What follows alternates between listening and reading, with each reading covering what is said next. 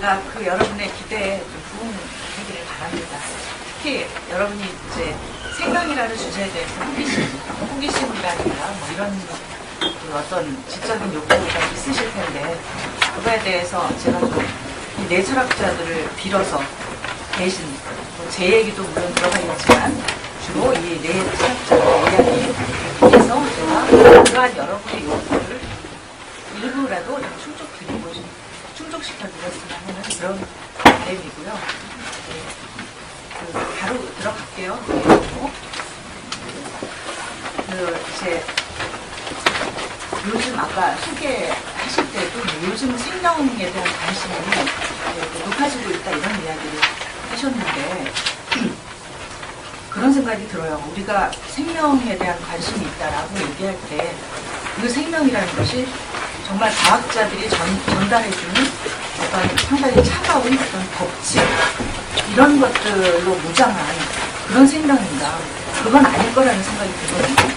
그러면은 여러분이 생명에 대해서 생각하시는 어떤 기대, 생명이라는 것은 이런 것이다 라는 기대가 있으실 텐데, 과연 그것과 그 다음에 이제 과학자들이 전해주는, 과학자들은 그들 나름대로 자신들의 분야에서는 굉장히 성실하게 연구를 한 결과일 텐데, 그들이 전해주는 그것과 어떤 괴리가 있지는 않을까, 이런 생각을 저는 많이 했어요. 제가 생명이라는 것을 철학적으로 좀 접근을 해봐야 되겠다라고 생각할 때부터 그런 생각을 많이 했죠. 그래서 사실 이 주제만이 아니라 어떤 주제든 마찬가지인데요. 우리가 과학이 전달해주는 이런 지식 체계가 가장 정확하고 합리적이고, 그 다음에 또 게다가 이제 유용하고 실용적이고 그런 것을 알고 있지만, 그러나 정말 그것이 우리가 원하는 모든 것인가, 우리가 과학만 있으면 모두 만족하는, 모두가 해피한 그런 사회에 살고 있는가, 그런 생각을 자주 하게 되는데요. 제가 그러한 상황이 생명에 대한 삶에서 가장 적나라하게 드러나지 않는가, 이렇게 저는 생각을 합니다. 모든 다른 주제도 마찬가지지만 특히 생명에 대해서 우리가 생명이라는 것은 이런 것이다, 여러분이 생각하고 있는 내용과 과학자들이 제시하는 그 생명이라고 하는 것, 이거 사이에는 어떤 괴리가 있는데, 방금 말씀드린 것처럼 그 괴리가 생각보다 훨씬 깊다라는 데서 생명 철학을 이제 출발을 하는 거죠. 그래서 제 책의 서론 부분에서 제가 인용을 하는 내용이 있거든요. 여기 이제 오늘 나오는 여기 이 네 철학자들로 치면 깐길렘 시대에 활동을 하던 자크 모노라는 생물학자가 있는데요. 모노하고 같이 활동하던 프랑스와 자콥이라는 생물학자가 있어요. 이 프랑스와 자콥은 모노와 같이 아마 노벨 상을 받은 사람으로 기억을 하는데, 이 자콥이라는 사람이 모노는 이제 우연과 필연이라는 책을 썼고, 자콥은 생명의 논리, 뭐 이런 책을 썼죠. 우리나라에도 번역이 되어 있는데, 이 모노보다는 그래도 자콥이 훨씬 더 인문학적 소양이 뛰어난 사람이고요. 그래서 이제 훨씬 모노 책이 굉장히 딱딱한 반면에 자콥 얘기는 역사 이야기도 많이 들어가 있고 해서 훨씬 더 풍부한 내용이기는 한데, 그래도 역시 모노와 이 자콥은 친구이기도 하고 같은 동료이기도 한데, 과학적인 요즘식으로 얘기하면은 환원주의, 유전적 환원주의자들이에요. 유전적 환원주의. 그래서 생명이라는 것은 과학 실험실에서 연구하는 것이 전부고 그 이상은 우리가 알 수 없다는 이런 입장인데, 그런데 자콥이라는 사람이 했던 얘기 중에 이런 것이 있는 거죠. 맨 처음에 서론에서 제가 화두로서 이제 제시를 한 건데, 뭐냐면 생물학자들의 실험실에서는 생명을 다루지 않는다, 이렇게 얘기를 하고 있잖아요. 그 얘기는 생물학자들은 분명히 생물을 연구하겠다고, 생명을 연구하겠다고 시작한 학문인데, 그런데 연구를 하다 보면 이 과학이라고 하는 것은 끊임없이 쪼개야 되거든요. 여러분도 아다시피 원자라는 게 이제 가장 더 이상 쪼개질 수 없는 작은 입자로 우리가 알고 있는데, 그것을 쪼개다 보니까 요즘은 쿼크까지 나오잖아요. 양성자, 중성자, 뭐 전자 이런 식으로 쪼개지다가 지금 토크나고 얼마가 더 쪼개질지 몰라요. 인간의 정신이라는 것을 정확하게 이해한다는 것은 계속 쪼갠다는 거거든요. 이거는 이제 베르그손이 이제 자주 강조하는 거죠. 과학이라고 하는 것, 지성이라는 것은 계속 분할하는 능력이다. 쪼갤 수 있을 때까지 쪼개는 능력이다 하거든요. 그러면은 이제 생명도 역시 과학에 한해서 그렇게밖에 연구할 수가 없는데 생명을 쪼개다 보면 어떻게 되겠어요? 그러면 생명은 사라진다는 거죠. 그래서 자콥이 그런 이야기를 한 것인데 본인은 어떤 뉘앙스로 그 얘기를 한 것이냐면 본인 자신이 환원주의자이기 때문에 환원주의자라는 것은 유전자 환원주의라는 것은 유전자로 모든 걸 생명의 모든 현상을 설명할 수 있다는 거잖아요. 그러면은 본인의 확신에 따르면 생물학자들이 일반인들이 생각하는 그런 생명을 다루는 것이 아니다 이런 얘기죠. 그리고 그 과학자들이 다루는 생명이 진짜인데 그것은 따지다 보면 더 따져서 연구를 하다 보면 쪼개야 되고 쪼개다 보면 그것은 물질이 되는데 그러면 결국은 생명은 우리가 알고 있는 생명은 실종된다 이런 얘기죠.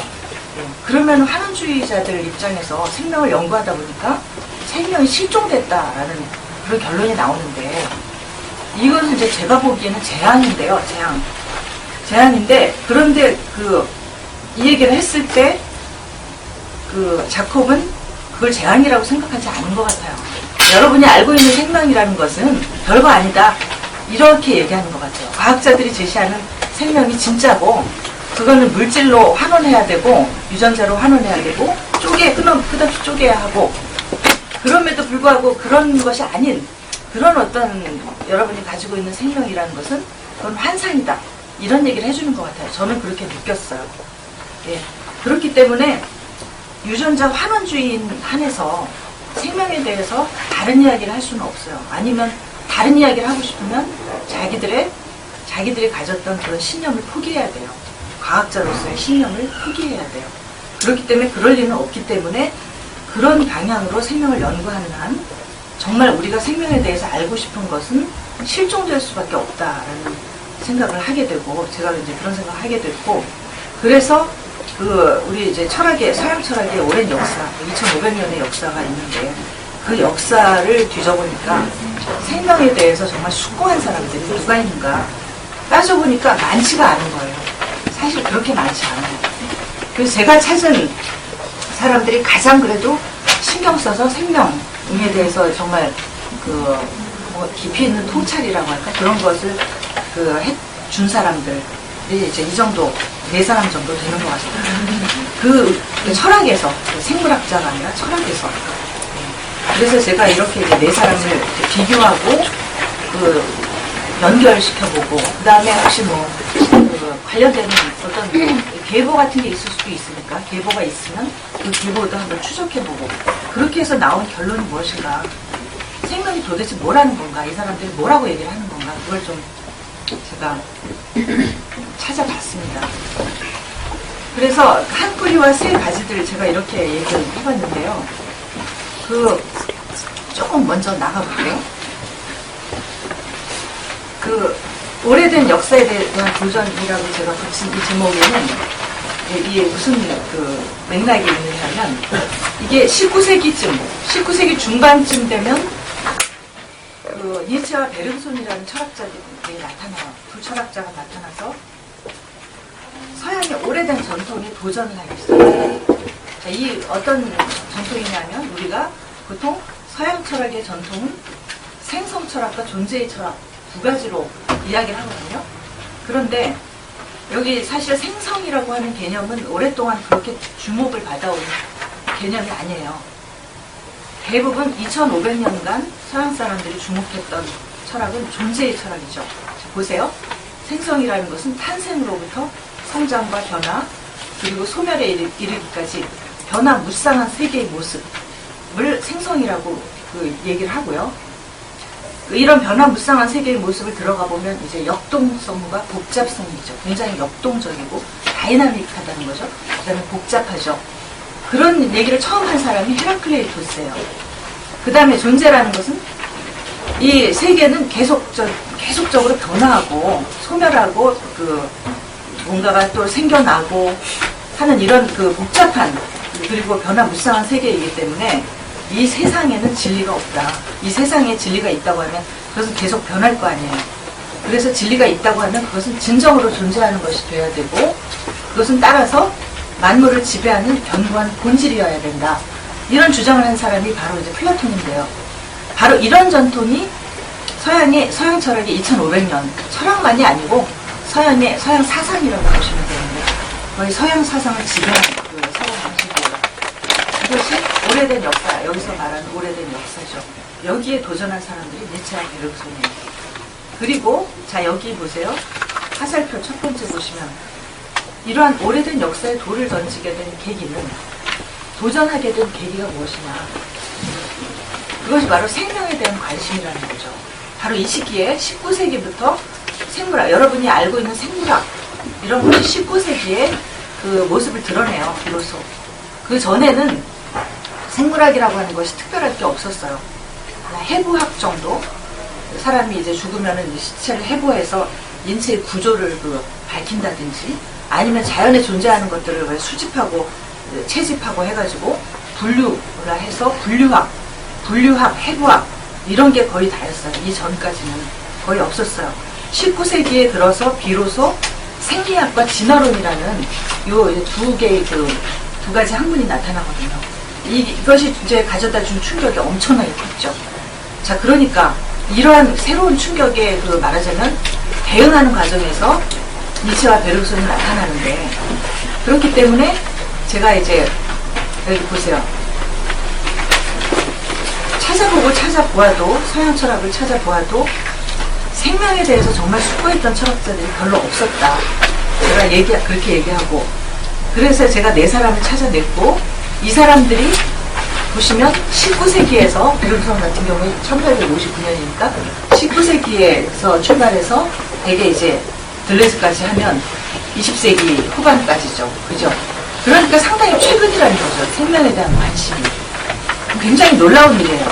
왜냐하면 생명이 없는 생물은 다 생명이 있잖아요. 그러면 우리가 살아가는 한 해에 있어서 생명이라는 것은 가장 보편적인 현상인데 왜 이 철학자들이 그렇게 생명에 관심이 없었을까 이런 의문이 들죠. 그 부분을 이제 지금부터 제가 차근차근 말씀드리려고 해요. 한 뿌리라고 하는 것은 아까 이제 19세기 들어서 니체와 이제 베르그손이 이제 생명 어떤 생리학이나 진화론 이런 것이 나오는 과정에서 생명이라는 것이 정말 중요하다. 정말 생명이라는 것은 자기 자신만의 독특한 논리가 있다. 물질로 하면 되지 않는 무엇인가가 있다. 이런 생각으로 이제 그들의 철학의 방향을 잡는데 그래서 이제 하나의 뿌리가 이제 생겨난 거죠. 그 전에는 거의 없었어요. 이 생명 철학을 하시는 분들이 거의 없는데 제가 이제 첫 번째 뿌리가 베르그손이라고 보고 니체 같은 경우는 특별히 생명을 연구하지는 않았어요. 그냥 생명 진화론이라든가 생리학 같은 것에 관심은 있었으나 니체는 워낙 문학적인 재능이 뛰어나고 그렇잖아요. 그래서 글도 니체 철학을 보면 글이 굉장히 문학적으로 돼 있고 드라마틱한 표현들이 많고 그렇죠.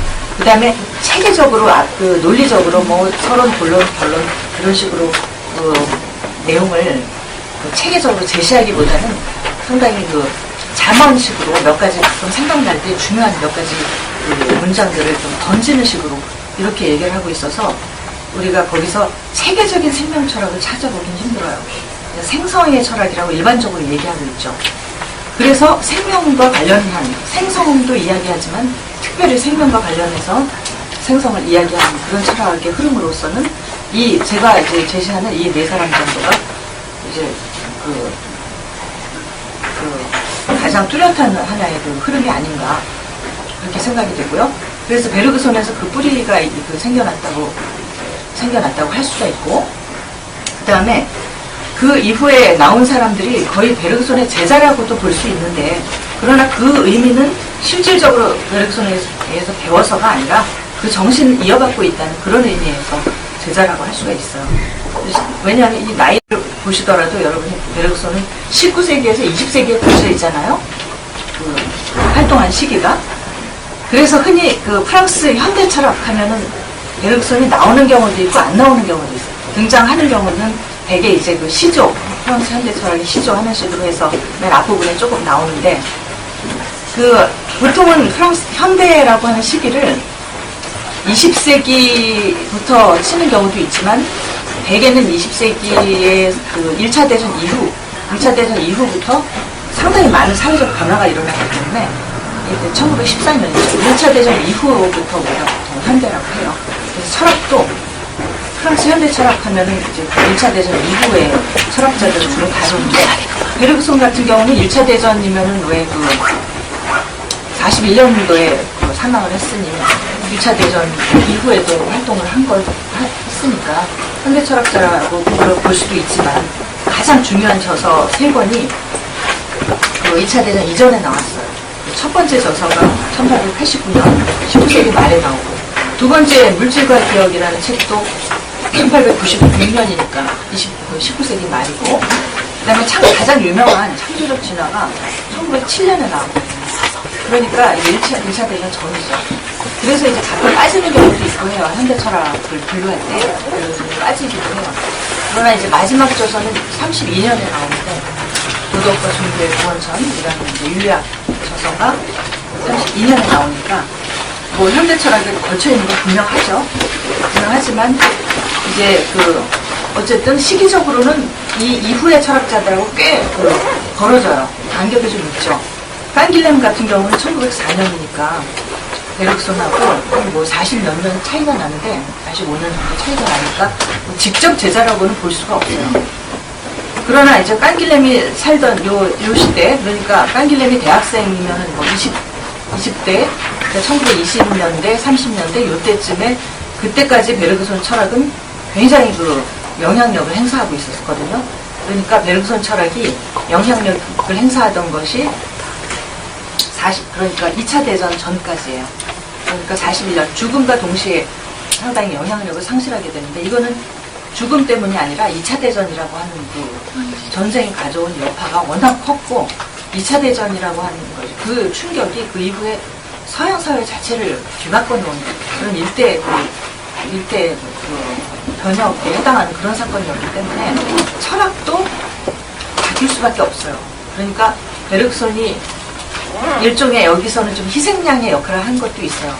이전에 모든 것, 과거의 모든 것을 말하자면 좀 심한 말로 쓸어버려라 하는 그런 어떤 그 태도, 이런 것이 이제 나왔죠.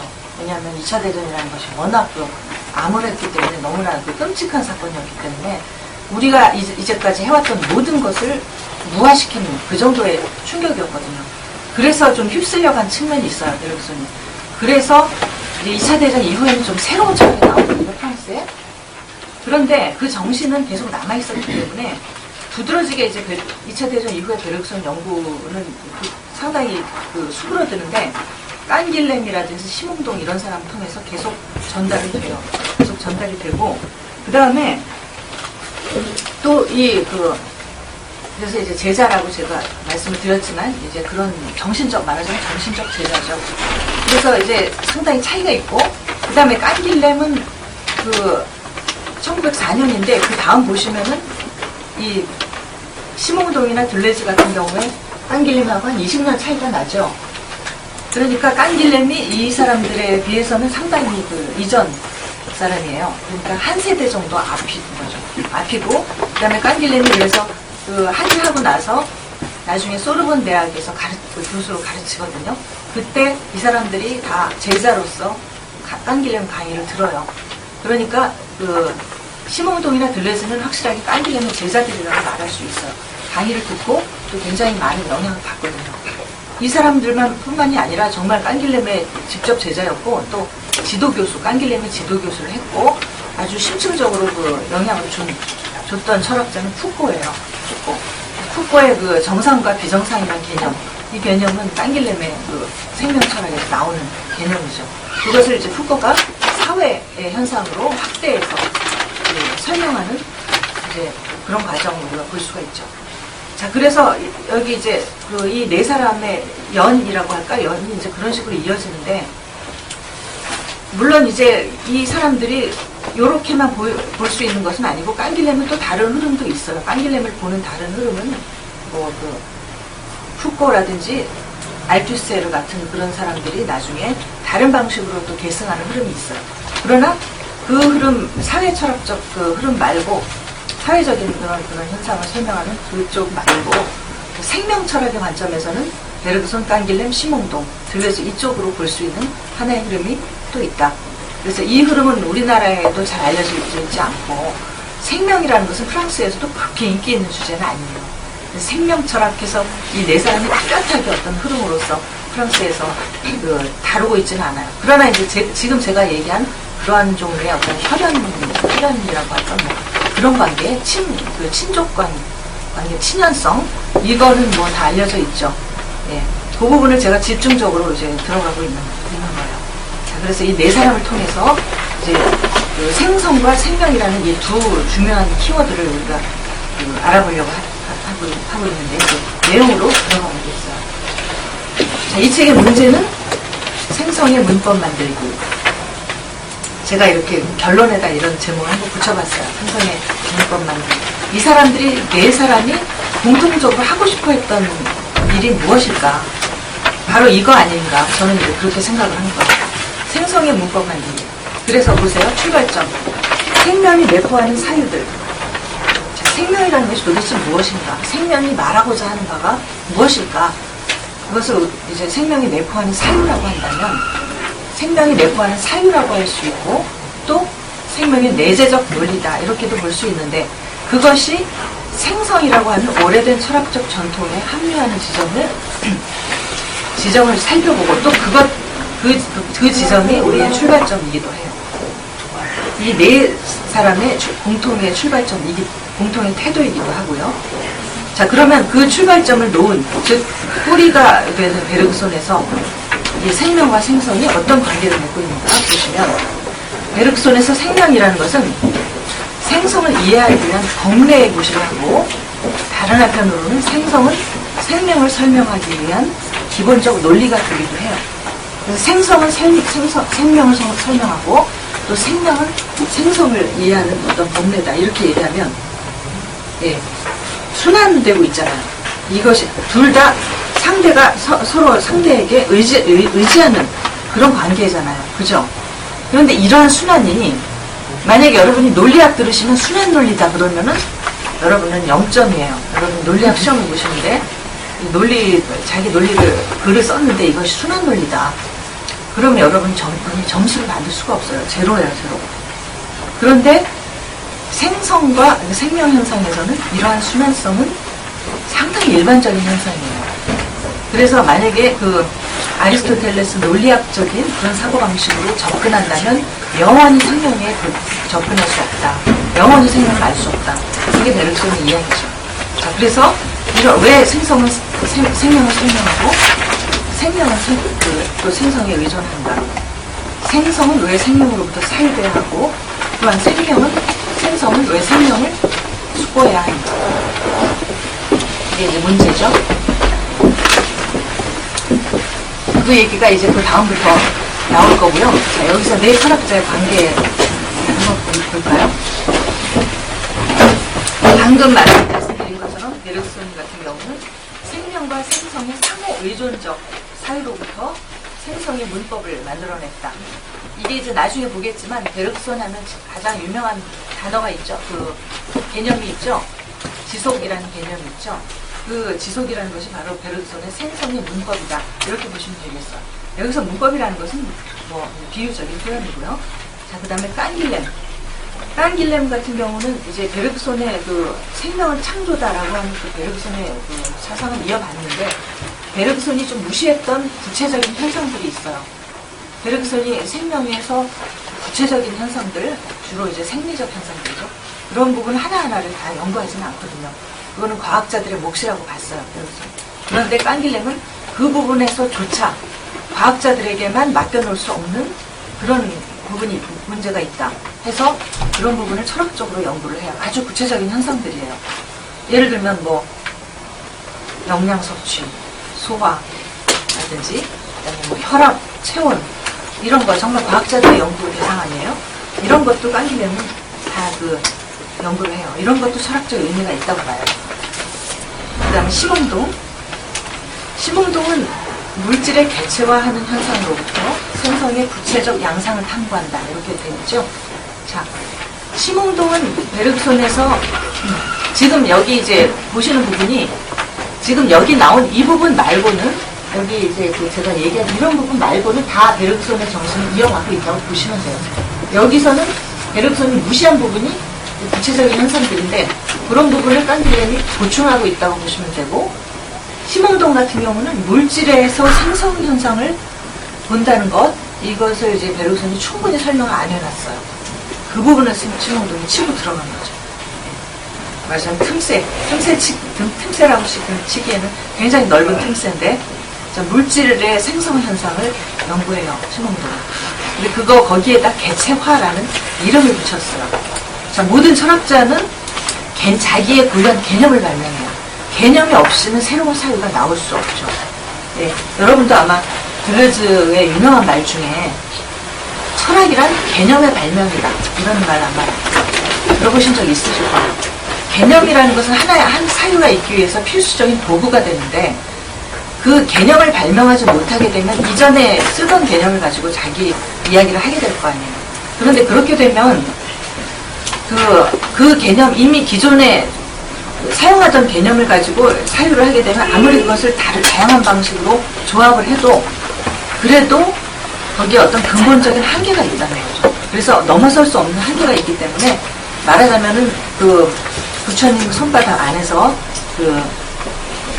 한다는 그런 이야기가 있듯이 멀리 나가지 못해요. 정말로 창조적인 사유를 하려면 개념을 발명해야 되거든요.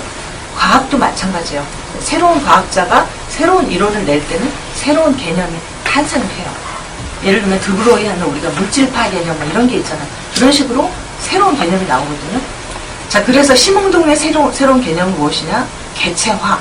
이거를 철학의 중요한 개념으로 만들었다는 것이 심홍동의 강점이고, 깐길렘 같은 경우는 여기는 안 나왔어요. 나중에 이제 오늘 제가 주로 베르그손과 네 철학자의 관계 이야기를 주로 하려고 하고, 그 다음에 역사, 철학 역사에서 생명철학, 생성철학이 어떤 위치를 차지하고 있는지 이런 얘기를 오늘 주로 하려고 하고, 내일 제가 베르그손을 잇는 세 사람의 깐길렘, 심홍동의 들레즈 이런 사람들의 그들이 발명한 개념을 가지고 그들의 생각을 살펴보는 그런 시간을 내일 가지려고 하고요. 그래서 깐길렘은 여기는 아직은 이 사람의 구체적인 개념은 나오지 않았어요. 들레즈 같은 경우는 철학사에서 나타나는 생성의 논리들을 종합하여 차이의 존재론과 반복의 실천학을 구사한다. 들레즈 같은 경우는 좀 더 심하게 이야기하면 철학사 자체를 생성의 관점으로 재구성하고 있다, 이렇게 얘기할 수 있어요. 시작은 철학사에서 나타나는 이렇게 생성을 이야기하는 철학자들을 거기서 자료를 가지고 와서 자기 철학을 만들고, 그런 과정에서 이제 자기가 도움을 받은 철학자들을 자기 관점으로 재해석하고 이런 것을 볼 수 있는데, 본인의 의도는 그런 거죠. 철학사 자체를 생성의 관점에서 다시 보려고 하는 이런 시도를 하고 있죠. 굉장히 철학사적으로는 굉장히 어떻게 보면 상당히 거대한 시도라고 볼 수가 있어요. 왜냐하면 아까도 제가 말씀드린 것처럼 생성이라고 하는 것은, 생성과 존재라는 것은 서양 철학 2500년의 역사에서 거의 대부분의 시간을 존재의 철학이 차지하고 있었기 때문에 이것을 생성의 관점으로 다시 본다 하는 것은 굉장히 큰 거대한 시도가 되죠. 자, 그래서 아까 이제 말씀드린 이 생성과 존재라고 하는 두 가지. 자, 이 말은 이미 이제 그리스 시대에 플라톤 이전부터 이미 있었던 이야기인데, 그 내용은 이런 거예요. 플라톤이나 플라톤 이전에 이제 파르메니데스라고 있죠. 이런 사람들의 생각은 이런 거죠. 여기 존재라고 하는 것은 존재에서 말이 어려운 것이지 실제로 그냥 있음이에요. 있는 것에 대한 철학이라고 하는 것은 있는 것에 대한 연구인데, 도대체 무엇이 있고 그것이 왜 있고 어떻게 있는가, 그거에 대한 연구라고 이 사람은 생각을 했는데, 도대체 이 존재가 무엇인가, 그런데 거기서 어떻게 이렇게 빠져나가고 약간 길을 방향 전환하는데 있는 것을 보니까 오늘 있던 것이 내일은 또 없어지기도 하더라는 거죠. 근데 그것이 사실은 생성이거든요. 그런데 정말 있으려면 내일 그것이 다른 것으로 되어서는 안 된다는 거죠. 있는 것은 항상 그 모습 그대로 영원히 존재해 줘야 된다라는 것이 플라톤과 파르메니데스의 생각이었어요. 그렇기 때문에 있음에 대한 연구라는 것은 단순히 있다가 없어지고 또 변하고 다른 것이 되고 이런 것이 아니라 진정으로 존재하는 것, 영원히 변치 않는 것에 대한 연구가 돼야 된다. 이런 생각을 하게 된 거죠. 그래서 비록 이 세상은 탄생으로부터 성장, 변화 무쌍한 생성 소멸의 세계이지만 그러나 그 배후에는 여기 보세요. 배후에는 어떤 완벽한 통일성이 있다. 변화하지 않는 어떤 원리가 있다. 만물을 지배하는 견고한, 보세요. 견고한 본질과 같은 그런 것이 있다. 이것을 찾아 헤매기 시작한 것이 서양 철학의 모험이다. 이렇게 생각을 하시면 돼요. 그렇게 아시면 되는데, 자, 이건 굉장히 단순 명료한 생각이에요. 왜냐하면 이 세상은 너무나 복잡하고 역동적이기 때문에 그 복잡한 내용을 다 쫓아가다 보면 우리 인생이 너무 짧아요. 그 중에 아주 정말 일부도 보지 못하고 죽겠죠. 그죠? 자, 그 유명한 그 뉴턴이라는 뉴턴 아시죠? 물리학자는 이렇게 얘기했어요. 그 당시에 뉴턴이 살았던 시절에 처음으로 엄청난 어마어마한 물리학 이론을 제시를 했기 때문에 그 당시에 거의 뭐 신적 존재로 받들어졌거든요. 18세기에. 그런 사람조차도 이렇게 얘기했어요. 내가 아는 것은 이 거대한 진리의 바다 앞에서 조약돌, 그러니까 조개 하나 주어서 그것을 보고 좋아하는, 만족하는 어린아이와 같다. 내가 연구한 것이 그 정도밖에 안 된다는 거예요. 이 넓은 우주, 삼라만상의 이 거대한 우주 속에서 내가 알고 있는 것은 그렇게 정말 미약한 그것에 불과하다는 거죠. 자, 그러니 이 역동성, 그 어마어마한 복잡성을 다 쫓아가다 보면 과연 우리는 미로 속에서 헤매고 말겠죠. 그런 부분을 이제 플라톤이나 이런 사람들, 아리스토텔레스, 이 철학의 초기에 이 사람들은 그런 식으로 미로 속에서 헤매기를 원치 않았어요. 그래서 생성의 세계를 직접 그 안에 뛰어들어가서 이 계속 변화하고 소멸하는, 그리고 새로운 것이 탄생하고 하는 이런 모습을 직접 마주하기보다는 그 배후에 있는 단순 명료한 진리를 찾아 헤맸어요. 금찾기를 하는 거죠. 이 들레즈 용어로. 들레즈는 그렇게 얘기합니다. 이들이 금을 이제 찾으러 나섰다라는 거죠.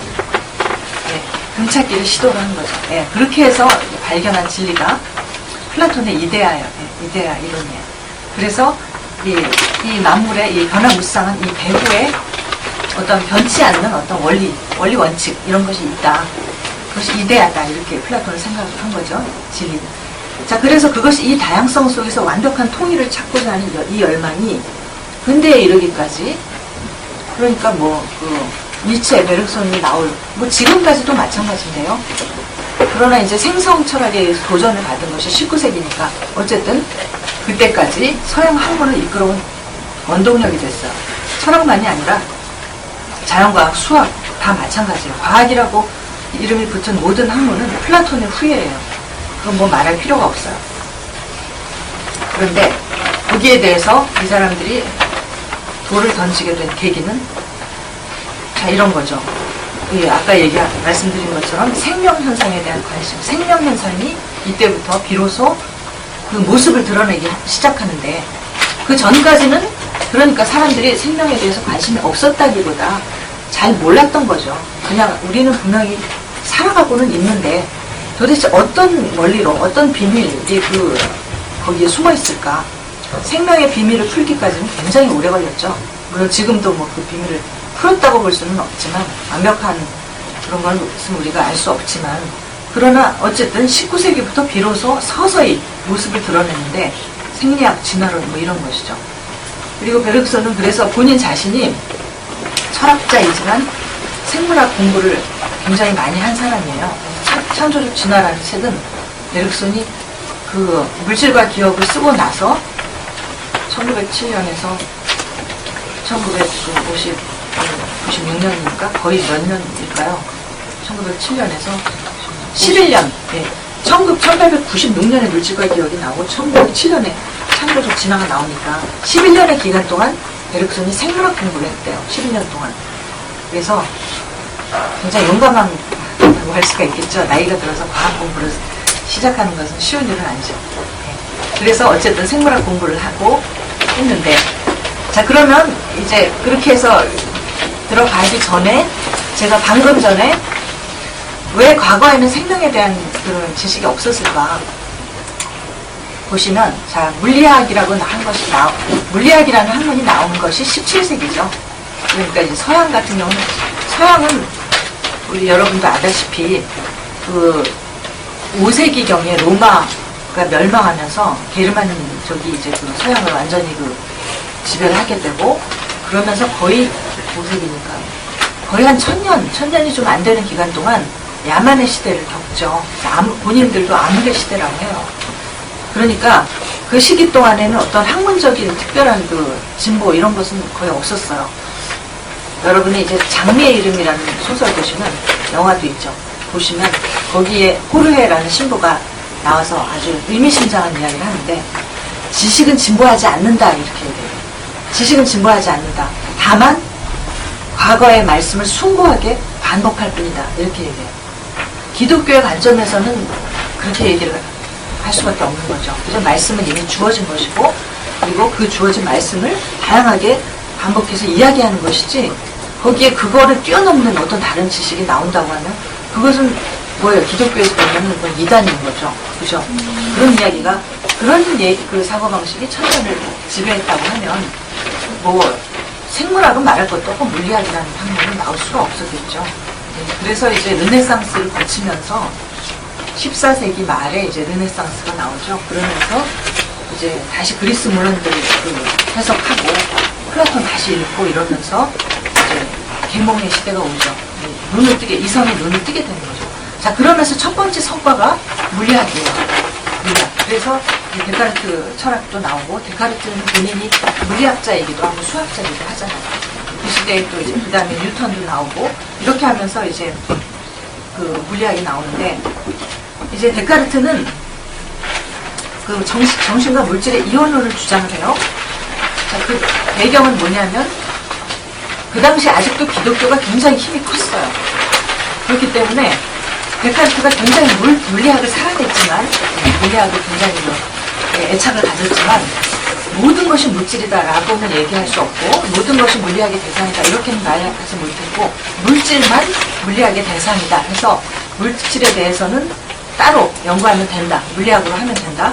대신에 정신은 그것은 하느님이 관장하신다, 뭐 이렇게 해줬죠. 그렇게 해야만 살아남을 수가 있는 구조였어요, 그 시대 사회상이. 왜냐하면 그 얘기를 하지 않았다가 그 갈릴레오는 종교재판을 받게 되잖아요. 종교재판에서 그 자신의 주장을, 지구가 태양을 돈다라고 하는 자신의 주장을 철회하지 않으면 그 마녀 사냥에 의해서 화형을 당할 위기에 처하잖아요. 그래서 자기의 주장을 철회하고 그 벗어나죠, 위기에서. 그걸 데카르트는 다 봤거든요, 살아생전에. 그렇기 때문에 이런 이론을 주장할 수밖에 없어요. 본인 자신이 또 그 기독교에 그렇게 반감도 없었어요, 데카르트 자신.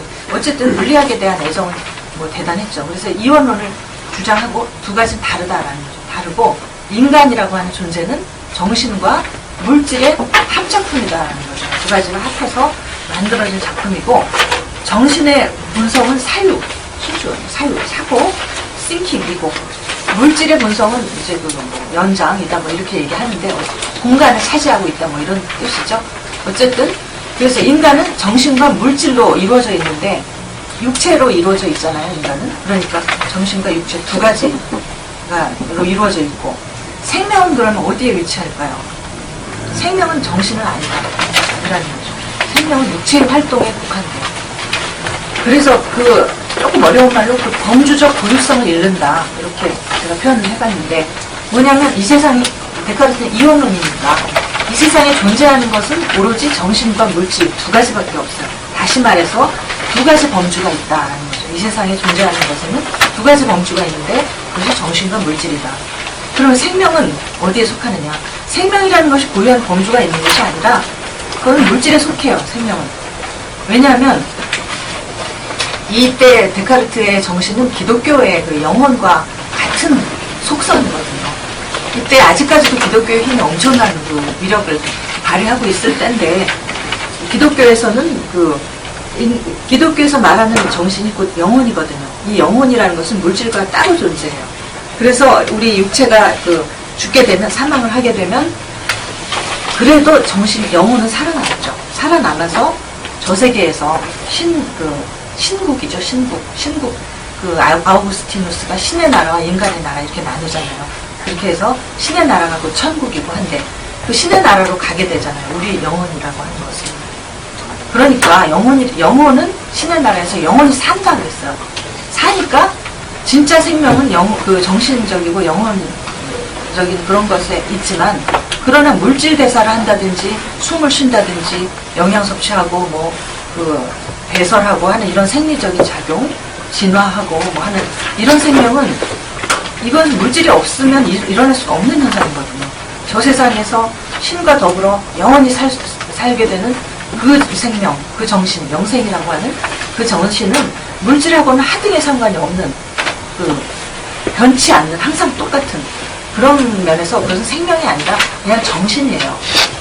그러니까 우리가 생명이라는 것을 알고 있는 그런 것은 기독교에서는 이미 그것은 물질이다라고 봤고 데카르트도 그렇게 생각을 한 거예요. 그러니까 생명이 육체의 활동의 일부다 이렇게 얘기하면 거기서 육체라는 것은 물질의 일부니까 정말 중요한 범주는, 근본적인 범주는 생명이 아니라 물질이 되는 거죠. 그래서 생명은 범주적 고유성을 잃는다. 범주적 고유성을 잃는다고 하면 무슨 뜻이냐면 생명은 그 자체로서 어떤 중요한 가치, 어떤 그 자체로서 존재라고 하는 것을 가지고 있지 않다는 뜻이에요. 물질을 알면 생명도 저절로 알 수 있다. 그러니까 생명은 부차적인 실제성밖에는 가지고 있지 않다라는 거죠. 그래서 생명에 대한 연구보다는 물리학만 하면 생명은 저절로, 생명도 육체니까 물질만 알면 저절로 알 수 있다라는 생각이라는 거죠. 자, 그렇게 해서 생리학은 그냥 해부학에 종속되고 또 구조의 연구에 멈췄고, 그리고 기계론. 자, 데카르트나 뉴턴의 물리학을 철학적으로 볼 때 기계론이라고 해요. 기계론. 이 세상은 물질이라고 하는 것은 기계이고, 마치 기계처럼 부분들이 모여서 부분들이 모여서 전체를 이루는 것이 이제 기계가 이제 작동하는 방식이 그렇잖아요. 여러분, 자동차를 끌고 가다가 어떤 부품에 문제가 생기면 그 부분만 갈아주면 다시 돌아가잖아요. 그런 게 기계인데, 사람 같으면은 어떤 부분이 고장이 나면 죽을 수도 있어요. 그 부분만 다시 고쳐주면 살아난다? 어떤 부분은 그럴 수 있지만 어떤 부분은 그렇지 못한 경우도 있어요. 그런 식으로 생명과 기계에는 차이가 있는데, 그러나 이 당시 사고방식은 생명도 기계다 이렇게 봤거든요. 그래서 기계론과 생기론이라고 하는 것은 이제 생명과 기계는 다르다, 생명에 고유한 뭐가 있다라는 입장이었는데, 별로 생기론은 역사 속에서 크게 주목을 받지 못하고 사라졌는데, 기계론이 이미 이제 데카르트 시대부터 지금까지, 거의 지금까지라고 보시면 돼요. 지금까지 이어져 오고 있는 그런 생명에 대한 관점이다 이렇게 보시면 되는데, 동물 기계론에서 지금 오늘날의 유전자 결정론까지 동일한 사고 구조를 가지고 있어요. 자, 어떤 의미에서 그런가는 이제 좀 더 보시면 되는데, 자, 그래서 어쨌든 이때까지 생명은 어떤 고유한 어떤 범주가 있는 것이 아니라 물질의 일부로 취급됐기 때문에, 혹은 어떤 기계 이런 식으로 취급이 됐기 때문에 특별히 사람들이 과학이 발달해도 생명에 대한 관심을 별로 갖지 않았어요. 자, 그러던 것이 이제 19세기 중반에 진화론이 등장하면서 엄청난 충격을 사람들이 갖게 되는 거예요. 서양 같은 경우는 특히 더 그래서 이제 충격이었던 이유가 기독교 문화이기 때문에 그렇죠. 굉장히 이 사람들한테는 그야말로 스캔들이라고 충분이다, 말도 안 되는 이야기다 이렇게 처음에 생각이 됐어요. 기독교 세계에서 당연하겠죠. 그러나 또 그 다윈을 추종하는 세력이 또 일부 있어가지고 헉슬리 뭐 이런 유명한 사람들이 있죠. 이런 사람들이 다윈의 불독을 자처하는 것으로 다윈이 불독이다. 그래서 앞에서 다윈 사람들이 다윈을 비판하면 다 변호해주고 뭐 이런 역할을 하면서 진화론이 그래도 지식인들의 중심으로 빠르게 퍼져나갔는데 이 진화론이 얘기는 자연에도 역사가 있고 자연에도 역사가 있다는 거예요. 우리는 보통 인간만이 역사를 가지고 있고 자연에는 역사가 없다고 생각을 하거든요. 왜냐하면 그 자연이라고 하는 것은 봄, 여름, 가을, 겨울 계속 순환하잖아요. 그 다음에 없어졌다가 생겨나고 없어졌다 생겨나고 한다는 것은 이 꽃이 피었다가 지잖아요. 지고 그 다음에 꽃이 또 피지만 새로 핀 꽃은 과거의 그 꽃이 아니잖아요. 그러니까 완전히 생성하고 완전히 소멸하고 하는 그런 방식이기 때문에 역사를 이룬다고 하는 사람들이 생각할 수가 없어요. 그런데 이 진화론이라고 하는 것은 생명이 과거에서부터 화석 기록을 보게 되면 조금씩 변해왔다는 것, 지금까지 조금씩 변해왔다는 것, 이것을 보여주고 그것은 자연도 이미 역사를 가지고 있다. 이게 이제 진화론이 알려준 첫 번째 그 사실이었고요. 진리였고요. 또 하나는 모든 생명체가 공동조상으로 연결되어 있다. 자, 이렇게 되니까 이제 기독교의 진리가 그야말로 한 번에 거부할 수 있는 그런 논리가 형성되는 거죠. 자, 그래서 이러저러한 그 충격으로 인해서 그 진화론이 막대한 영향을 미치는데 종교는 말할 것도 없고 뭐 사회 진화론이라는 것도 나오잖아요. 사회 다윈이즘이라고 해요. 우리나라에서는 사회 진화론이라고 부르는데 서양에서는 사회 다윈이즘이라고 해서 이것이 이제 19세기 말에 서양이 그 식민지 개척하면서 자기들의 행동을 정당화하는 그런 그 이데올로기로 이용됐던 이론이죠. 사회 다윈이즘. 어쨌든 다윈 자신은 이런 건 꿈에도 생각 못했는데 그 다윈은 굉장히 생명을 사랑하는 그런 과학자였는데 이것이 이런 식으로 이용돼서 그 다른 나라를 침략하고 식민지화하는데 이용되는 이데올로기가 될 줄은 몰랐겠죠. 여하튼 그 정도의 충격이 있었어요. 자, 그래서 이 충격에서 끝나는 것이 아니라 그것이 어떤 현상이 일어나면 그것에 대한 철학적 의미가 철학자들이 해야 될 일은 그것의 철학적 의미를 제시하는 것이 그거잖아요. 그것이 도대체 무슨 의미가 있는가, 철학적으로. 그런 건데, 자, 보세요. 여기 이제 철학자들이 이미 말을 하기 전에, 말을 하기 전에 이미 이런 그 기계론적 관점으로 흡수가 돼요. 진화론이. 우연변이와 자연선택의 메커니즘. 이건 다윈이 얘기하는 메커니즘이죠. 처음에 우연변이들이 나타나고 굉장히 막대한 변이들이 있는데 자연 세계에는 굉장히 다양성이 존재하잖아요. 이런 것들을 다 변이라고 하는데 그 다양성은 우연히 나타나고 그 중에 자연의 선택을 받은, 즉 적응을 잘한 것들, 이런 것들은 살아남고 그렇지 못한 것은 도태된다고 하는 이런 메커니즘을 이것과 그 다음에 이제 다윈 이후에 나온 유전학, 이것이 결합돼서 신다윈주의라고 하는 그 사상이 나오죠. 이것에 의해서 흡수되는데 신다윈주의라는 것은 뭐냐면 요즘 여러분 이제 그 대중적 그 인기를 좀 얻고 있는 리차드 도킨스 같은 사람의 그 사상이 신다윈주의의 대표라고 보시면 되는데 그게 바로 뭐냐면 이제 다윈식의 그 우연변이 자연 선택에 유전학을 결합한 형태예요. 그런데 신다윈주의가 되면서 뭐가 달라지냐면 다윈에서는 기계론이라는 말은 나오지 않아요. 기계론이라고 다윈은 그런 말을 쓰진 않아요. 그냥 주어진 자료에 충실해서 그걸 설명하려고 애를 쓸 뿐이죠. 그런 것이 이제 신다윈주의에 오면은 이것이 기계론적 관점으로 흡수가 돼요. 기계론이라는 말이 이제 나와요. 그렇게 해서 기계론이라는 것은 뭐냐면 이제 물리학의 그 뉴턴이나 그 데카르트가 했던 이 물리학을 우리가 기계론, 흔히 기계론이라고 하는데 뭐냐면 이 세상은 엄밀한 인과의 연수의 사슬에 의해서 움직이고 있다라는 거예요. 원인 없는 결과는 없고 원인이 주어지면 그 원인에 따른 원인을 때로는 이제 법칙이라고도 하는데 법칙이 주어지면 그 법칙에 따라서 결과가 나오게 마련입니다. 그러니까 그것을 벗어나는 예외는 있을 수가 없어요.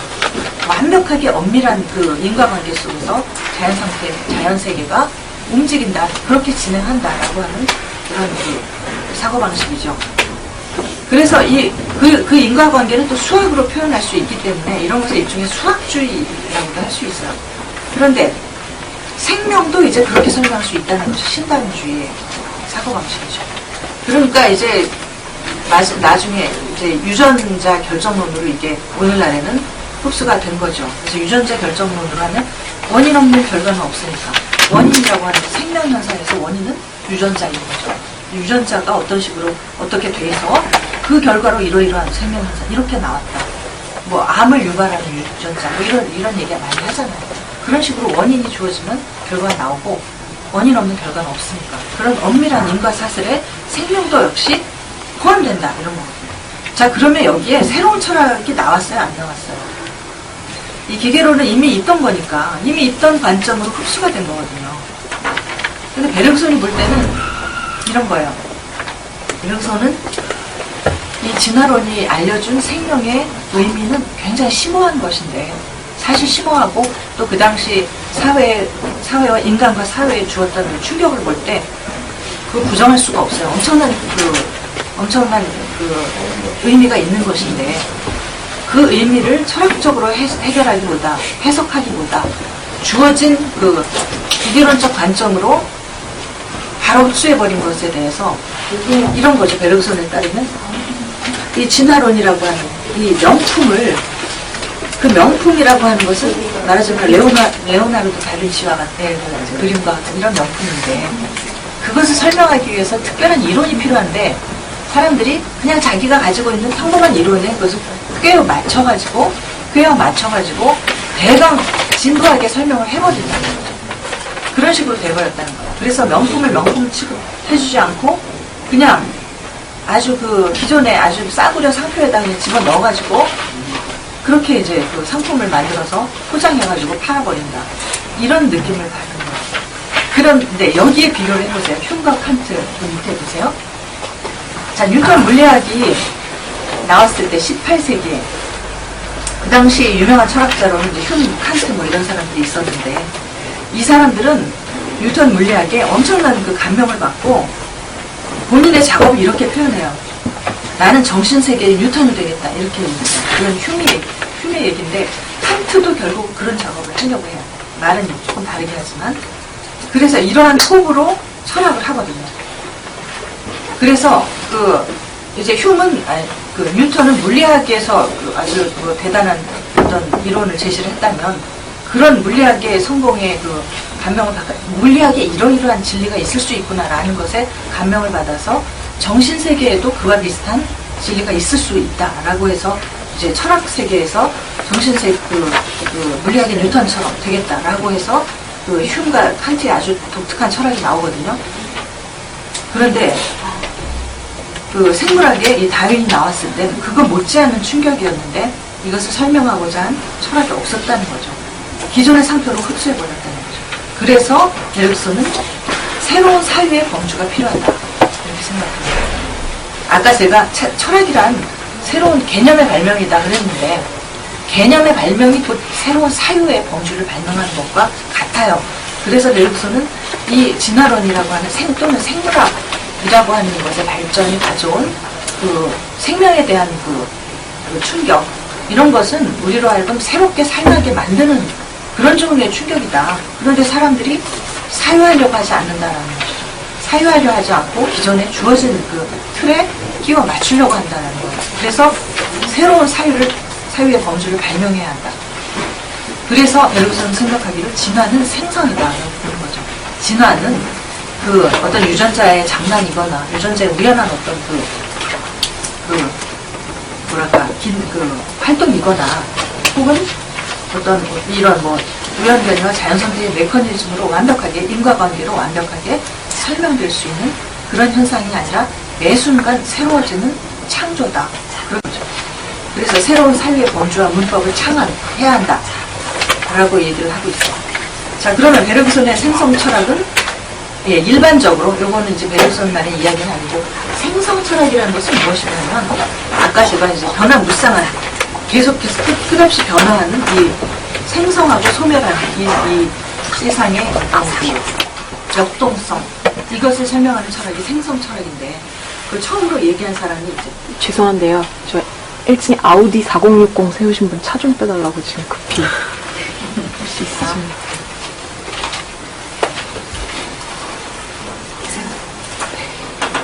네.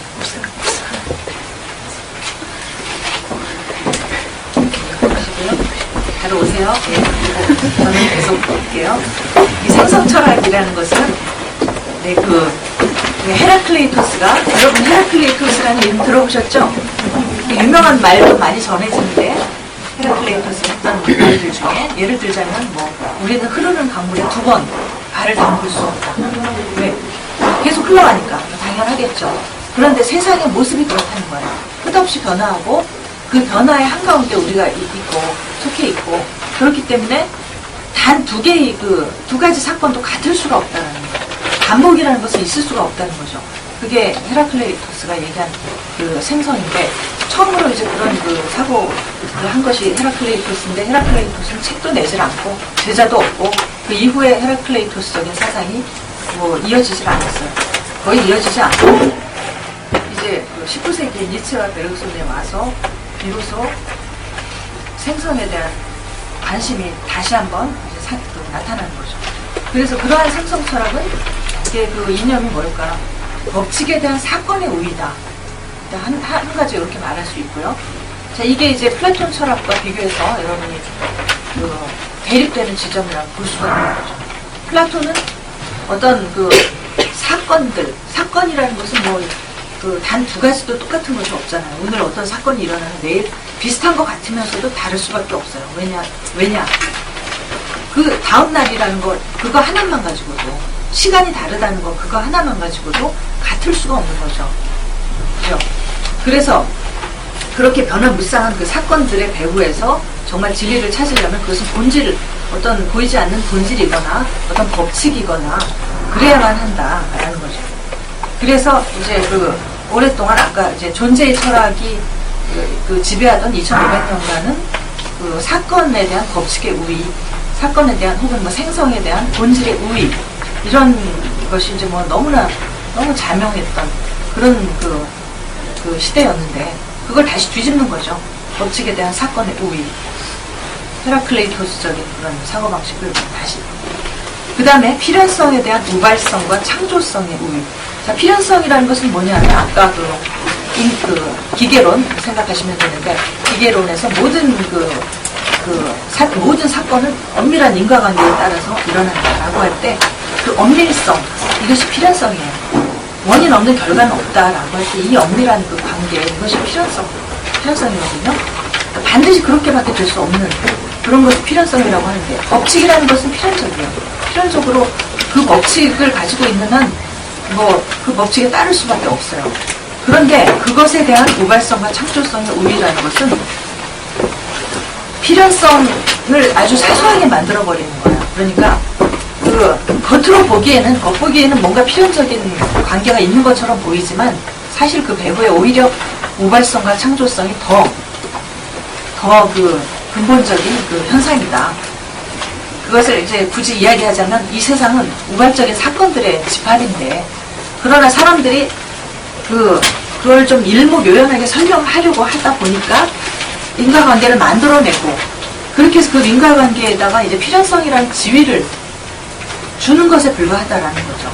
그렇게 해서 우리가 거꾸로 필연성의 노예가 되어 있는 것이지, 실제로는 그 반대다. 우발성과 창조성이 먼저다라는 거죠. 그 다음에 또 보편성에 대한 현 존재성의 우위. 현 존재성은 지금 있음, 지금 여기라고 하는 구체성을 얘기해요. 현 존재성. 실존 철학에서 얘기하는 개념이죠. 이 현 존재라고 하는 것은 현 존재성. 불어로는 애취때라고 하거든요. 애취때. 지금 여기를 말하는 뜻이 그런 구체성을 얘기를 하는데요. 이 보편성이라는 것은 지금 여기가 아니라 언제 어디서나, 이게 보편성이죠. 언제 어디서나 진리여야 돼요. 만약에 진리가 있다고 하면, 이거 법칙이 있다고 하면 지금 여기서만 맞아 떨어지고 다른 데서는 안 맞는다라고 하면 우리가 그 법칙으로 인정할 수가 없죠. 진리라고 할 수가 없죠. 그래서 진리의 특징은 필연성과 한편으로 반드시 그래야 한다는 이 필연성과 또 하나는 보편성이라고 하는 이 두 가지 특징을 가지고 있어요. 그런데 이 보편성이라는 것도 이 생성철학의 관점에서는 원래 그 자체로 처음부터 주어진 것은 아니에요. 주어진 것은 지금 여기라고 하는 사건은 항상 지금 여기에 일어나잖아요. 여기서 일어나죠.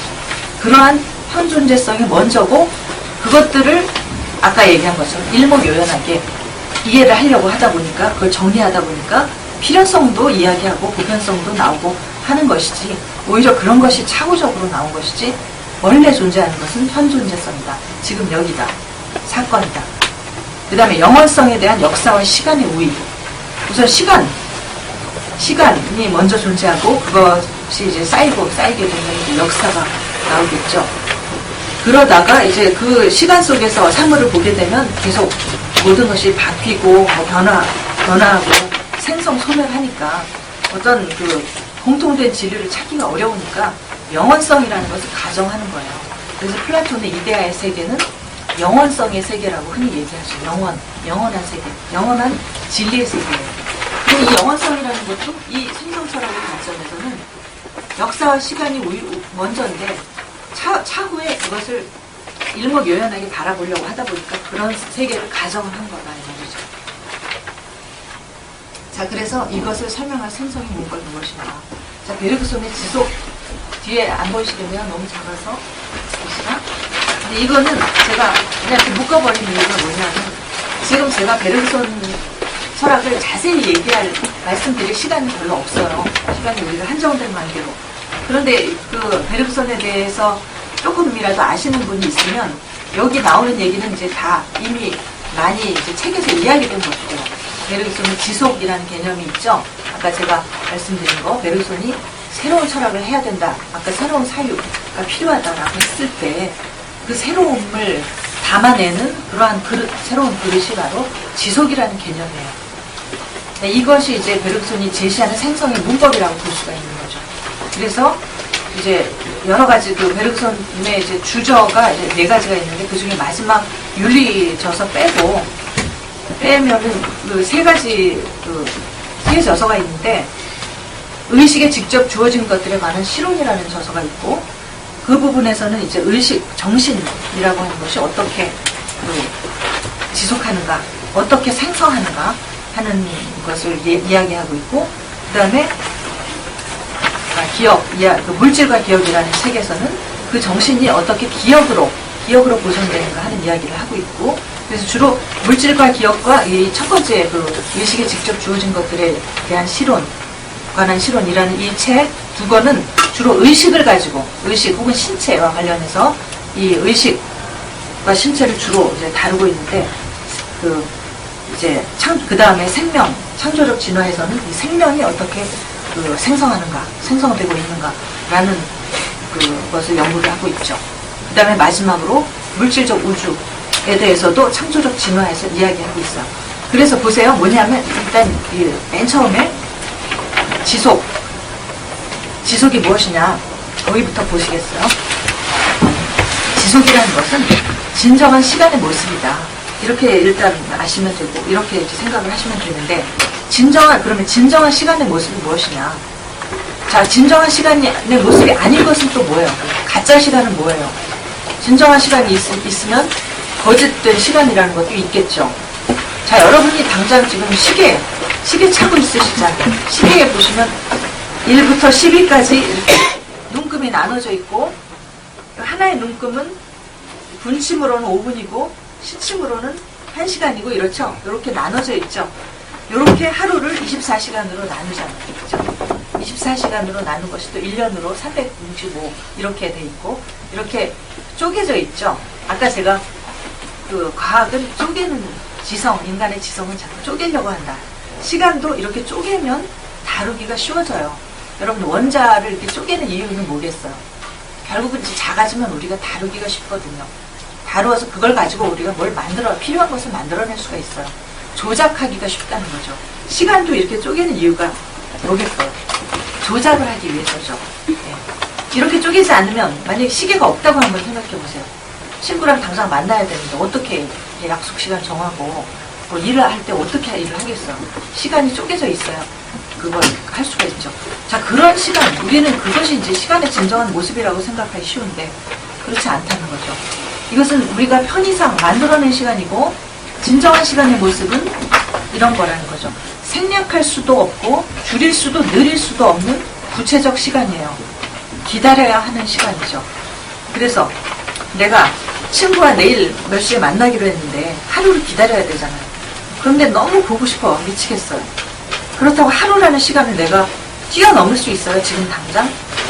안 되잖아요. 그죠? 기다려야 하죠. 물론 기다려야 한다는 것이 너무 괴로우니까 이거 심리적인 시간 아니냐라고 생각할지 모르지만 그 심리 상태가 없다 하더라도 기다려야 한다는 사실 자체는 변함이 없어요. 시간 자체를 우리가 느리거나 줄일 수는 없어요. 기다려야 하는 시간. 그 다음에 되돌아갈 수도 없어요. 이 시간. 과거에 어떤 일이 있었는데 내가 실수한 과거에 젊은 날의 그 실수. 네, 하이데거가 과거에 나치에 부역했던 그 시절을 회상하면서 젊은 날의 한때의 실수였다 이렇게 얘기하잖아요. 네, 하이데거가 돌아갈 수 없기 때문에 그런 얘기를 한 것 같아요. 돌아갔으면 과연 반대로 했을까? 아닐 것 같아요. 왜냐하면 그 후에 쓴 책들 보면 블랙 노트라고 그 후에 발견됐죠. 그래서 올 초에 출판됐잖아요. 거기 보면 그 이후에도 과거의 젊은 날에 한때 실수였다라고 얘기해놓고 그 이후에 쓴 글들에도 여전히 친나치적이고 반유대적인 그런 발언들이 어마어마하게 많이 쏟아져 나오는 그런 그 충격적인 사실이 드러났죠. 네. 자, 어쨌든 되돌아갈 수 없기 때문에 그런 얘기를 했을지 모르지만 자, 되돌아간다는 건 불가능해요. 네. 우리가 타임머신 같은 것도 생각하고 있긴 하지만 그런 건 상상이고 시간의 본성상 되돌아간다. 엎질러 늘러진 물을 다시 담을 수는 없죠. 이런 것은 시간이 자기 나름의 성깔이 있는 거죠. 예. 뒤집어졌는데 내가 시간아 돌려줘 라고 말해도 시간은 절대 안 들어준다는 거예요. 고집이 워낙 세서 시간만에 고유한 우리가 시계를 보고 마음대로 조작할 수 있는 그런 시간이 아니라는 거예요. 시간이 가진 자기 고유의 어떤 본성이 있다는 거죠. 이것이 베르크슨이 얘기하는 지속의 가장 그 일반적인 이야기예요. 그래서 그렇게 시간이 곧 생성의 과정이고 그러므로 이 지속이라는 것은 이제 생성의 과정을 설명하는 개념이고 그 다음에 이 생성을 구체적으로 설명하다 보면 의식, 생명, 물질이라고 하는 세 가지 그 현상에 우리가 마주치게 되는데 베르크슨은 항상 그렇게 얘기를 해요. 정말 중요한 문제는 의식, 생명, 물질 이 세 가지의 관계를 해명하는 일이다 이렇게 얘기하거든요. 자, 여기 보시면 세 가지가 중요하다고 하는데 아까 데카르트 보셨죠? 뭐하고 뭐만 나와요? 의식과 물질만 나오죠. 데카르트에서 가장 중요한 것은 의식과 물질의 관계를 설명하는 거예요. 정신과 물질. 그러니까 생명이 빠졌죠. 그런데 이제 베르크슨은 그 안에 생명이 하나 더 들어간 거죠. 그래서 이 세 가지를 해서 우리가 존재 자체를 다 포괄을 하다 보면 이 세 가지 문제에 마주치게 된다. 의식, 생명, 물질이라고 하는 이 세 가지에 마주치게 되는데 이 생성이라는 현상은 이 세 가지 공통적으로 나타납니다. 그래서 자, 이것이 만약에 의식, 생명만 그 생성하고 물질은 기계론의 그 지배를 받고 생성하는 것이 아니다라고 하면 그러면 이것은 반쪽짜리 생성 철학이 되겠죠. 그죠? 그래서 우리가 가끔은 베르크슨을 그 생기론이다 혹은 범생명주의다 이렇게 그 부르는 경향도 있는데 그렇게 되면 그 얘기는 모든 것이 생명이다 이런 뜻이거나 아니면 물질과 생명이 완전히 달라가지고 물질은 그 물질의 법칙이 있고 생명은 생명의 나름의 특징이 있어서 완전히 다르다 이런 얘기가 되는데 이원론이 되는데 베르크슨은 그렇게 얘기하지는 않거든요. 그래서 이 생성의 과정은 의식, 생명, 물질에서 공통적으로 나타나요. 그래서 자, 의식이 매 순간 자신의 전 역사를 보존하고 현재의 요동을 유기적 전세 속에서 결합하고 그렇게 함으로써 질적으로 변화하는 흐름이다. 그 다음에 이제 그렇게 여기서 특별히 전 역사를 보존하는 것을 기억이라는 말로 표현하고 있죠. 자, 이런 과정이 베르크슨이 발견한 생성의 문법이에요. 그렇게 보시면 되는데, 자, 이 의식에서 발견한 것이 그 생성의 논리이기 때문에 그것을 생명이나 물질적 우주에도 베르크슨은 확대할 수 있다고 봤어요. 생명도 마찬가지예요. 다만 생명에서는 성숙과 창조의 과정이 있다 하는 게 이제 조금 그 보충이 되는 부분인데, 이 창조라는 말은 나중에 나중에 발명이 되죠. 그래서 그 의식에서 먼저 그 이야기를 하고 이렇게 생명과 물질로 쭉 확대해가는 과정을 볼 수 있어요. 자, 물질적 우주가 그 지속한다라는 건 무슨 얘기일까요? 밑에 보세요. 이렇게 얘기해요. 우주는 자기 자신을 기다린다. 이런 말을 하는데 굉장히 그 알쏭달쏭한 이야기죠. 무슨 뜻일까요?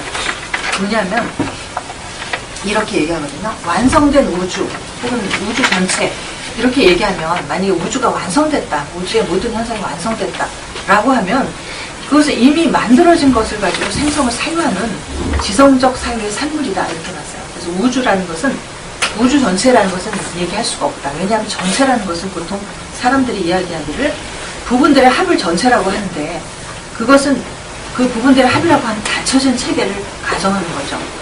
닫힌 체계이죠. 기계가 그렇듯이, 기계가 그렇잖아요. 그런데 베르크슨은 우주는 닫힌 체계가 아니다라고 해요. 그것은 열린 체계이기 때문에 그렇게 부분들의 합으로 완전히 우주의 흐름, 생성을 파악할 수가 없다. 그래서 우주가 열렸다는 것은 무엇이냐면, 우주라는 것은 끝없는 생성의 과정 속에 있다라는 얘기거든요. 우주가 끝없는 생성의 과정 속에 있다라는 얘기는 우주는 결코 완성되는 법이 없다라는 뜻이죠. 완성되었다라고 하면 뭔가 더 어떤 사건들이 더 일어날 필요가 없겠죠. 그죠? 어떤 사건이 끊임없이 일어나고 있는 것은 그것이 완성되지 않았기 때문이죠. 완성되지 않았다는 것은 그것이 생성하는 과정이라는 뜻이고요. 생성하는 과정은 끝없이 뭔가를 실현하고 있다는 뜻인데, 그러므로 우주는 자기 자신을 기다린다라는 말은 그것이 완성되기를 기다린다라는 뜻이지만, 그러나 결코 완성될 수 없다. 그 기다림, 자기 자신을 기다리는 것, 그것 자체가 우주의 생성의 모습이다라는 거죠. 자, 그렇게 해서 이제 생성 일반, 단순히 의식이나 생명만이 아니라 생성 일반이라는 것을 이야기할 수가 있게 돼요. 이게 이제 마지막이니까 여기까지 하고, 오늘 여기까지 하려고 하는데, 이제 이런 내용이 나중에 그 심엉동이나 블루에스나 깔리에서 어떻게 발전되는지 내일 보려고 하니까 오늘 좀 시간이 많이 가긴 했는데, 여기까지는 제가 마치려고 해요. 베르그손에서 얘기되는, 그러니까 헤라클레이토스에서 단지 던져지기만 하고 발전되지 못했던 그 아이디어가 베르그손에서 어떻게 그 생성이라는 사고가 무르익는지, 그것을 아까 잠시 보셨고, 그 다음에 그거를 조금 확대하면 이런 이야기들을 할 수 있다는 거죠. 그러니까 생성이라는 것은, 생성은 곧 시간인데, 시간의 진정한 모습인데, 그런데 시계가 보는 시간이 아니라, 그런데 그 시간은 사건이자 역사라는 거죠. 시간은 곧 사건이자 역사이고, 사건이라는 것은 뭐냐면 현재의 요동에서 출발하는 우발적 특징을 가져요. 사건이라는 것은 어떤 사건이 일어났다라고 하면 그것은 그렇게 일어날 수밖에 없었어. 그런 법칙이 있기 때문에 다르게는 될 수 없어. 필연적이야. 라고 우리가 얘기하지 않죠. 그래서 이거 사건인데? 라고 얘기할 때는 전혀 예측하지 못했던 일인데? 이런 얘기잖아요. 그죠? 그 얘기는 현재의 어떤 요동이라는 것은 뭐냐면, 전혀 예측하지 못했던 어떤 것이 돌발한다라는 거거든요. 어떤 그 예측 불가능한 뭔가가 돌발해서 거기서부터 출발하는 우발적 특징을 가진다는 거죠. 사건이라는 것은. 예측 불가능한 우발성, 어떤 돌발성, 이런 특징이에요. 자, 그 이유는 뭐냐면, 현재가 외부에 대해서 열려있다.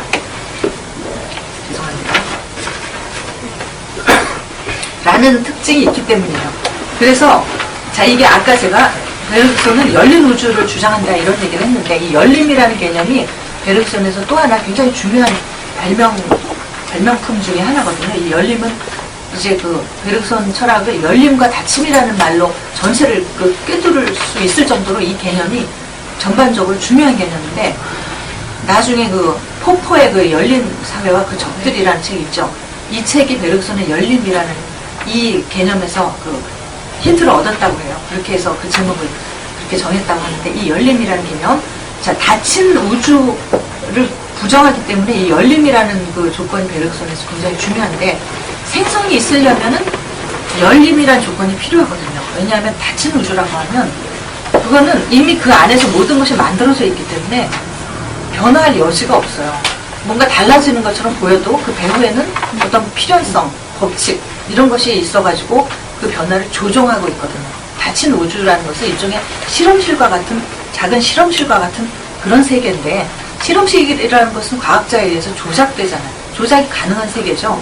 그렇기 때문에 뭔가 외부에서 그것을 조작하는 그런 그 어떤 다른 원리가 있는 우리가 이런 것을 초월적 원리라고 하는데 그런 그 세계죠. 그것이 아니라 실험실이 아닌 경우에는 이것은 외부에 대한 열림이라는 조건이 이제 그 필연적이에요.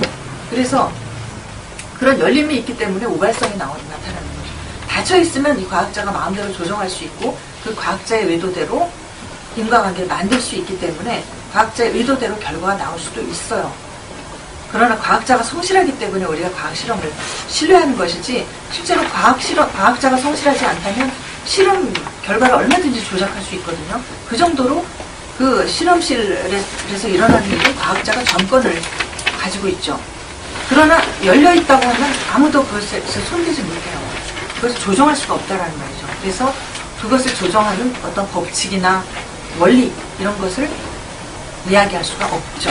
열린 우주라면 그런 것을 얘기할 수가 없다는 거예요. 그래서 거기서 열린 우주에서 가장 중요한 것은 우발성이라는 특징이죠. 이 우발성이 있기 때문에 새로움이 출현한다는 거예요. 이걸 열림이라는 조건을 인정하지 않으면 새로움은 나올 수가 없어요. 하늘 아래 새로움이라는 것은 있을 수가 없어요. 닫힌 우주가 되기 때문에. 자, 이런 조건이 있고 생성이라는 것은 그것에서 가장 중요한 것이 이제 열림이라는 조건이다. 두 번째로 이 우발적 사건들이 계속 일어나는데 그런데 하나의 사건이 일어나고 그 다음에 또 하나의 사건이 일어나죠. 그럼 이 두 가지 사건들은 관계가 있을까요? 없을까요? 왜 그 확률에 보면 여러분이 수학 배우실 때 보면 독립적 사건 이런 말 하잖아요. 종속사건, 독립사건 이런 말 나오죠. 예. 이 우주 안에서 일어나는 일들 중에 완벽한 독립사건은 없어요. 한 가지가 일어나면 왜 그 카오스 이론에서 그런 얘기 하잖아요. 그렇죠?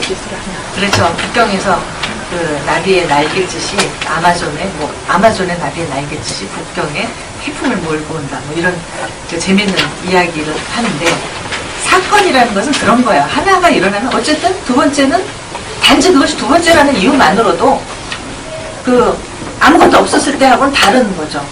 그래서 우발적 사건들은 결코 완벽하게 독립적일 수는 없고 기억과 역사 속에서 서로 얽힌다는 방식으로 영어로는 entanglement라고 해요. 요즘 카오스 이론에서 굉장히 중요한 그 개념이에요.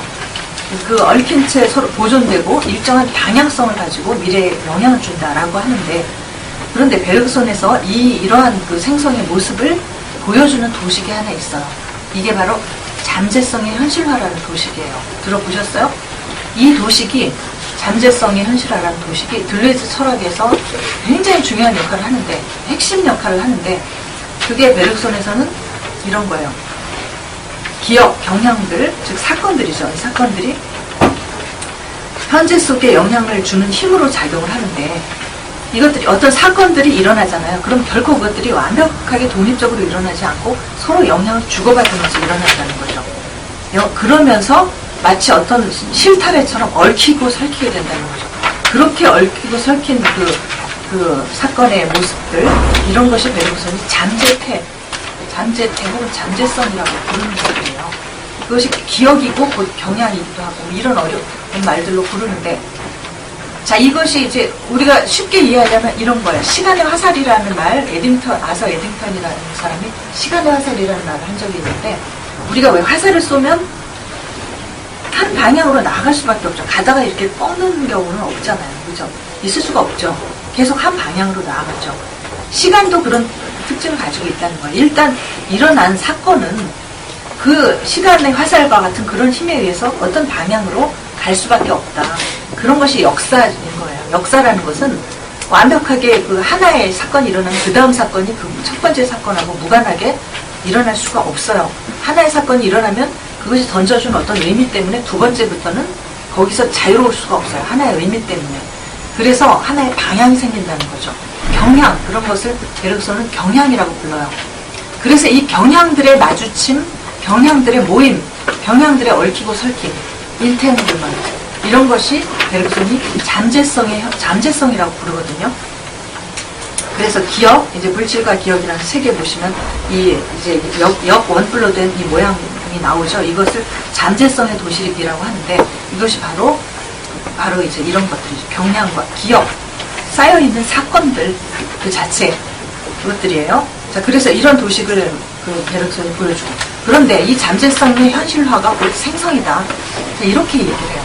그런데 그것들은 안정된 본질이 아니라, 근데 잠재성 이런 것이 쌓이면, 기억과 경향들이 쌓이면 그것이 플라톤의 그 이데아처럼 안정된 본질로 존재하는 것이 아니라 그것 자체가 끊임없이 현재와 관계하면서 요동하고 그러면서 달라지고 창조하는 그런 역동성으로 작용한다라는 거예요. 그래서 잠재성의 현실화라는 도식은 이게 이제 창조의 도식인데, 다시 말해서 뭐냐면 왜 잠재성의 현실화가 창조냐 하면 이 세상에서 일어나는 일은 끝없는 사건인데, 이 사건들이 자기 독립적으로 일어나는 것이 아니라 그 이전에 있었던 모든 역사에 영향을 받는 거예요. 그런데 이 역사가 바로 잠재성의 구실을 하면서 현재에 영향을 미친다는 거예요. 자연이고 인간의 역사고 간에 영향을 미치는데, 그것이 본질과 같은 형태로 영향을 미치는 것이 아니라 끝없이 달라지고 창조하는 역동성으로서 현재와 관계하면서 그 새로움을 창조한다는 거죠. 그래서 그것이 창조의 도식이 되는 거예요. 자, 그래서 보세요. 자기 지시적 순환성이다. 요거는 이제 제가 붙인 용어인데요. 요 앞에 이야기는 이제 베르그손 잠재성의 현실화, 다 베르그손적 도식이고, 자, 이렇게 사건들이 서로 영향을 주고받으면서 자기 독일적인 역사를 만들어가요. 베르그손은 물질에도 기억이 있다라고 얘기해요. 물질조차도 자기 독립적 과정을 만들어가는데, 그 부분은 이제 내일 보실 그 심홍동이라는 철학자가 아주 잘 보여주고 있어요. 물질조차도 자기 독립적인 어떤 자기 정체성이라고 하죠. 정체성을 만들어간다라고 얘기를 하거든요. 그것이 바로 자기 지식적 순환성이에요. 사건들이 서로 영향을 주고받으면서 이렇게 만들어진 역사가 바로 예측 불가능한 새로움의 창조다라는 거죠. 그리고 이런 것을 이제 통틀어서 순환은 순환인데 생산적 순환이다라고 얘기할 수가 있고, 제가 이제 오늘 맨 처음에 서두에 말씀드리기를, 순환성이라는 것은 아리스토텔레스 논리학, 기계론적 논리학에서 보면 치명적인 약점이고, 여러분이 그런 논리를 가지고 문제를 풀면 제로 0점을 받는다, 제가 그렇게 말씀을 드렸는데, 생성의 사고에서는 순환성이라는 것이 생산적인, 자기 지시적인, 자기에 계속 조회하는 이런 방식으로 자기 스스로 자기를 만들어가는 과정이 곧 그 생성의 논리예요. 생성의 논리는 순환성인데 생산적인 순환성이다, 이렇게 말할 수가 있다는 거죠. 네. 그래서 이런 식의 그 생성의 논리를 없었던 것에서 만들어내야 하니까 처음으로 만들어준 사람이 베르그손이므로 우리가 그 가치를 좀 인정해 줄 수가 있고, 그 다음에 그러한 뿌리에서 이 처음에 말씀드린 그러한 철학자들이 나오는 거죠. 그러한 뿌리에서, 뿌리라는 그런 장점은 있지만, 그러나 이후에 이 세 가지라고 제가 표현한 이 세 사람들이 나름대로 어떤 경우에 스승을 능가해요. 스승을 능가하는 아주 대단한 그런 독창성을 보여주거든요. 그래서 각자 개성이 대단해요. 깐디렌이나 시몽도나 딜레즈 같은 철학자가. 그 한 사람 한 사람만을 연구해도 아주 굉장한 여러분이 아주 재미있는 그런 이론들, 이런 걸 볼 수가 있는데, 아무튼 이제 저는 거기서 공통적 문제의식을 뽑아내서 한번 연결을 지금 시켜보고자 이렇게 하고 있습니다. 예, 오늘 강의 여기까지 할게요.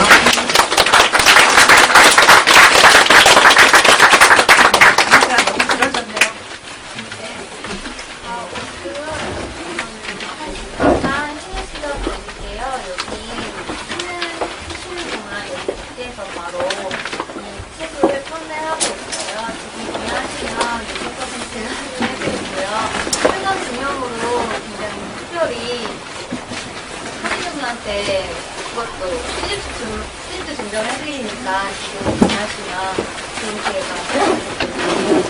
그리고 이 두 번째 시간에 질문, 질의 응답 시간이 있습니다. 있으니까 지금 질문을 생각해 보셨다가